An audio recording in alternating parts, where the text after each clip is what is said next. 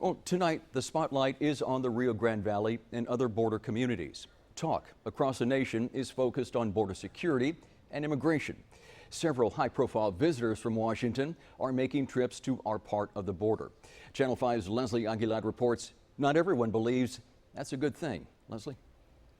Yeah, right now lawmakers from both sides of the aisle are planning trips to the valley's border. We told you yesterday how some local officials believe it's a good way to make sure valley voices are heard in Washington. Not everyone agrees.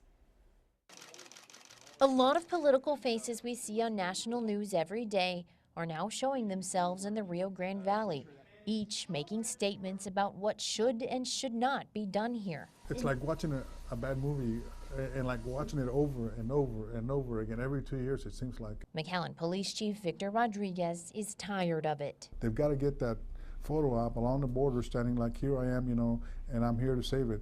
Well, there's, that's just politics. He says it's unfair for the valley to be the center of the debate on immigration. The geographic border might be here, but the result of the problem is in every major city in this country. Rodriguez wasn't invited to any roundtable discussions with lawmakers or even to meet with DHS Secretary John Kelly earlier this month. A lot of people, particularly in Washington, that have opinions about this border.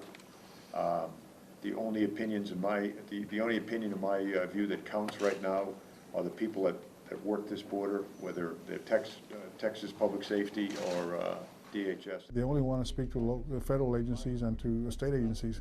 My view on that is, sure, if I were one of them agencies, I'd make this area look as bad as it possibly could, because it affords me an opportunity, if I was them, an opportunity to pad my budget. Rodriguez says federal and state law enforcement politicize the Rio Grande Valley.